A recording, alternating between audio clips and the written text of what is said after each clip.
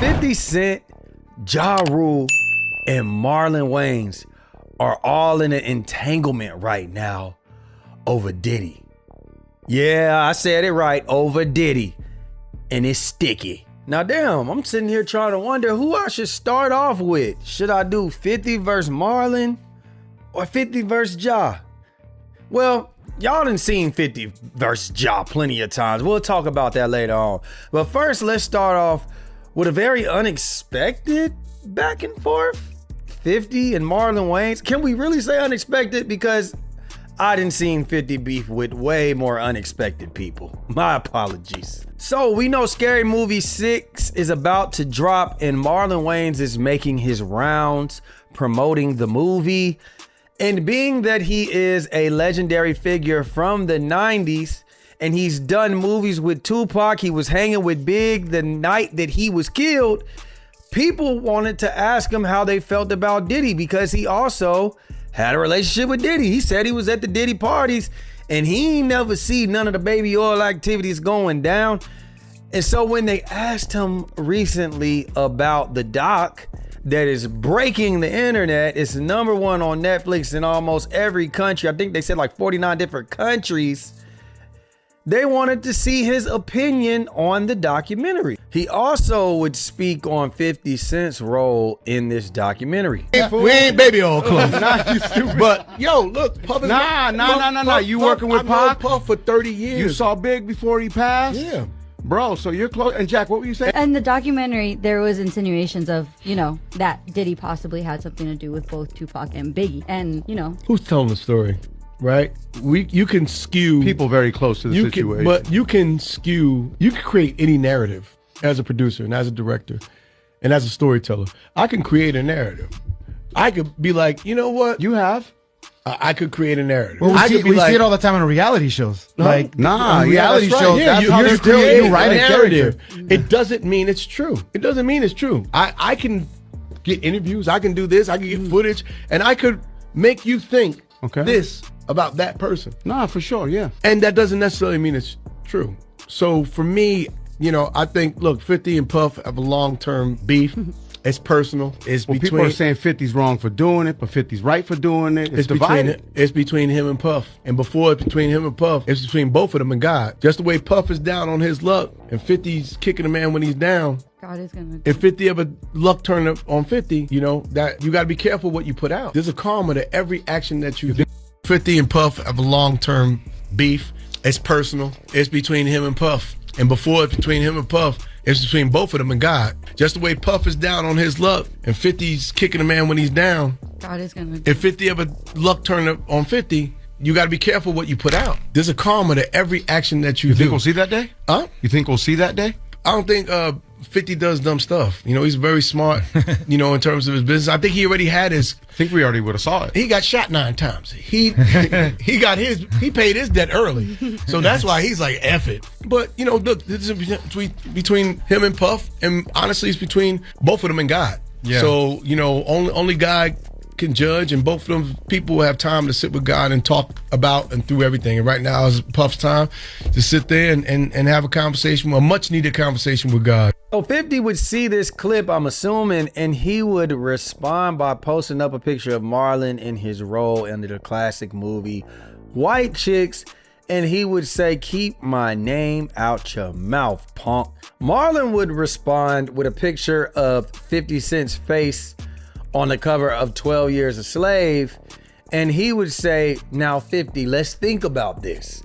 I'm not sure what the slave reference is. Maybe somebody can let me know down below in the comments after they subscribe, hit the notification bell, all of that good stuff, and let me know what is he referencing to with this slavery thing. But nevertheless, 50 Cent would come back with a montage video of Marlon Wayans explaining his relationships with Diddy.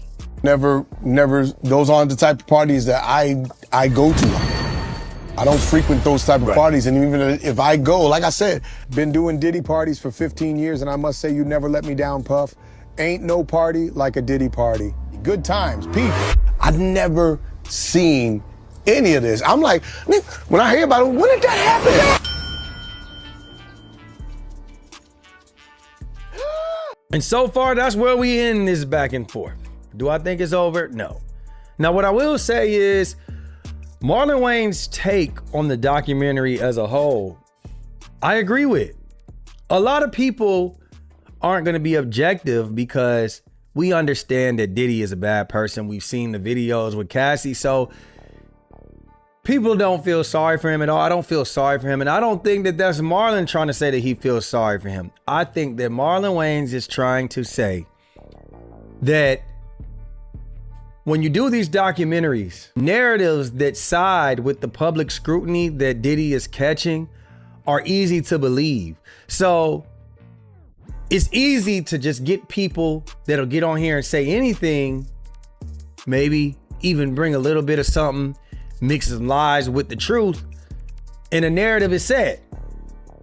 I'm only saying that because I'm watching the documentary and I'm seeing Lil Rod saying that he's a heterosexual male that got drugged and raped, but he continued to keep coming there because he felt like it was a good opportunity for him to get into the music industry.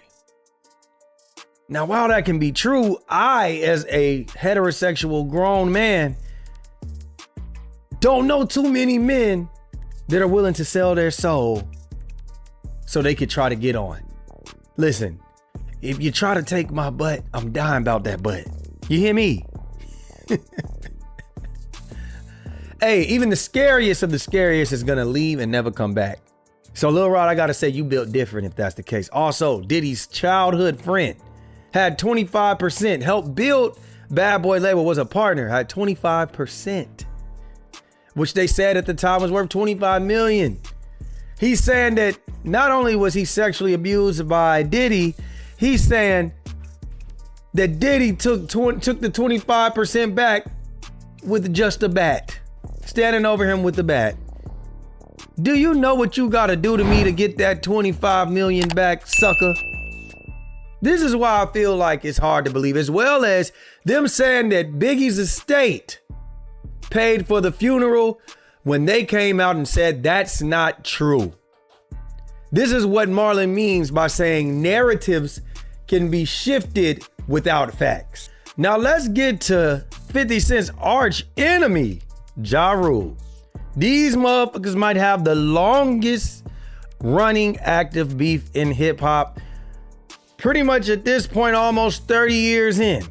Now, Ja Rule has been tweeting about 50 Cent for the past week and a half since this documentary came out, and he's let it be known that 50 Cent is not doing this from the goodness of his heart. He's not concerned about the victims.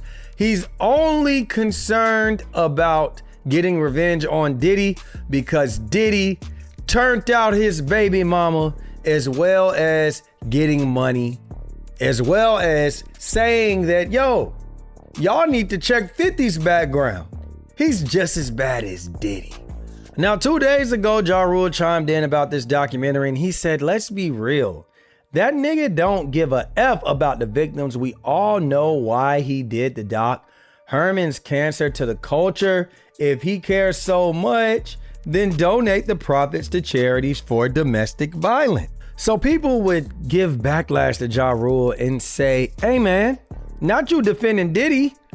And Ja Rule would come out and put up different montages, different exhibits of 50 Cent and Diddy. And he would say, let me be clear, this ain't about Diddy. He's already in jail serving time, as he should be. This is about that sucker Curtis acting like he's the hip hop moral savior, going on TV with them tight ass nasty suits and that big ass jug head. When you're no different, allegedly. I wonder when it went wrong. They look so happy together in these pictures. Next, Ja Rule will put up a post of a headline that happened in about 2007, 2008 of a Long Island home that burned down. Now that happened to be the mother of his child, Shaniqua Tompkins, and it was a $2.4 $4 million mansion that just burned down to the ground. Now, the mother of his child, Miss Shaniqua Tompkins, would say that she thinks that 50 Cent is the one that did that. Now, while there's no proof, that has always been a long-standing rumor. And I think that comes down to one of the reasons why she hates him so much and why his child may have a feeling towards him. And if that's true, then it seems like arson is a part of the play for 50 and the Diddler. Ja Rule would also post up a caption to the news articles by saying, I think I'm gonna start doing docs. There's a lot to unpack here, allegedly. Jughead, 50 Cent would see this and he would post up some very infamous classic footage of Gene Deal, who might actually be the only person who hates Diddy more than 50 Cent hates Diddy, explaining how him and Ja Rule were having a freak off one time with individuals in a room, and they said, hey, don't let nobody in here. And when somebody tried to get in that was kinfolk to Ja Rule, he had to exercise his security duties and slam him against a piano. And they came running out bare butt, booty ball ass naked with some towels wrapped around them, saying, man, you don't want to come in here. There's some freaky shit going down in them motherfucker. You hear me? So I opened the door and the dude said, yo, I'm here for my cousin. I said, who your cousin? And he said, Ja Rule. I said, well, he busy right now. He said, he busy doing what? I said, he with Puff. They're in the room. They busy. They don't want to be bothered. He said, well, I'm going in there. I said, bro, you ain't going in there because he told me they don't want nobody to be bothered him. He tried to bum rush me. I grabbed it and threw him against the piano. When I threw him into the piano, Puff and Ja Rule runs out the room. Puff got his towel, Ja grabbing his towel, but they butt the naked. And so then Ja was like, yo, what's going on? Yo, Jay, that's my cousin. He know me well, and Puff was like, yo, Jay, what happened? I said, he tried to get in the room. I told him he couldn't get in the room. And he was like, Puff looked at Ja. He said, yo, Ja said, you ain't want to go in that room. There's a lot of freaking going on. Ja Rule would respond to 50 Cent reposting this content by saying, I thought Jughead was smarter than that, posting a blatant lie to millions of minions, slander, and defamation, dummy. Lawsuit on the way. I got a question. When do we stop holding niggas accountable for being street niggas and just hold them accountable for being businessmen? Because I knew that Ja Rule would come out and say, listen, I'm a businessman. He's hurting my brand. Slander, defamation, I can't have that. But the streets would say opposite. They would say, go get it in blood, which allegedly they have got it in blood before. They didn't stab him, they didn't shot him, allegedly. So maybe now it's like, I want to hurt his pockets. Maybe he's gonna say, you know what? I'm only doing the 50 Cent route. He left the streets alone. He's not doing street shit with 50. He's not doing street shit with Diddy. He actually, the other day, got sent flowers in the form of a threat, and he ran to the internet and did some police shit. That's what Ja Rule would say. And I wouldn't say that Ja Rule was wrong.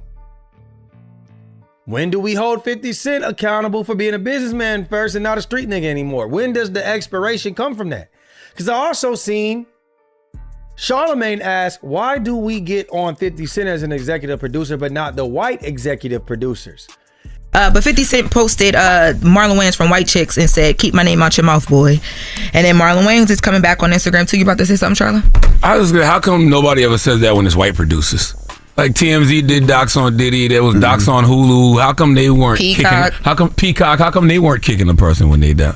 Why do we only say that when it's, a black producer, and especially when 50 and Diddy got a personal issue. So like, there's no reason for 50 to have any type of loyalty to Diddy in any way, shape, or form. You know what? I didn't even think about it like that. But like you said, there's been a bunch of docs put out before 50. And nobody said when TMZ did that whole series. Nobody said when the Peacock doc and all those other docs. Nobody said nothing. It's investigative reporting when they did it. When they do it, but he wasn't in jail yet. Was he? Like, no, he wasn't. Which makes it worse. He wasn't going through trial. Which makes it worse because he was going through trial when they were doing these documents. When they were doing these documentaries. I think it makes it worse. But he thought because the jurors could have had a chance to watch it. People could have had a chance to watch it. I think it was worse. And what is this documentary doing other than telling a story? Like literally, it's just telling a story. Yeah. Like, and it's a story based off Diddy's actions. Yeah. So how's that kicking him when he's down? And my rebuttal to him would be 50 Cent is a rapper. You know, rapping comes from urban street culture. 50 Cent is one of the biggest representatives of gangster hip hop ever. So for him to be saying, hey, I'm an executive producer, this is what I'm doing, and for him to be playing these kind of games, knowing that it's not coming from a good place because his baby mom was involved in this situation. His baby mom actually had an all-star freak off with Diddy. It wasn't even like she was doing this for the love of the game. Cassie allegedly was doing this because she was forced. So what I would say is to Charlemagne, it's a lot of ulterior motives behind it. Whereas to we don't know the ulterior motives that may be coming from these white production companies who are hiding behind big entities. It's not just 50 Cent executive producer, it's Netflix executive producer. It's so-and-so company, entertainment as the executive producer. That would be the difference from my opinion. I could be wrong. He knows more about things than me. But what I will say is, Ja Rule, you really gotta hate 50 Cent with the bottom of your heart to the point where you're suing him for defamation for reposting somebody else who lied on your name, but you're not suing the actual person that lied on your name. I don't know how that's gonna work. I see that in hip hop now, this is a new thing where we're gonna sue for defamation. And to me, it seems like the stuff that people are suing for defamation about is kind of like always on the fence. Ja, I ain't say you gotta keep it in the street. I ain't say you gotta be gangster. I'm still questioning who tried to jump you at the Boy Is Mine concert because you said it wasn't Max B. The only people we know you got beef with now. Never mind. The Boy Is Mine as far as y'all arguing over Diddy, keeping Diddy relevant, doing... Listen, man, I just think all of y'all are in y'all 40s, 50s. It's time to let this go. It's time to quit arguing and beefing online. Let's just move on. Can we go talk about our kids or something? Can we do adult shit? You know what I mean? So y'all let me know what y'all think about this situation, man. All of this is out of control. But I'll be here to keep reporting the bullshit, man. Like, share, subscribe, comment, hit that notification bell for me, y'all. And we out, baby. Boom!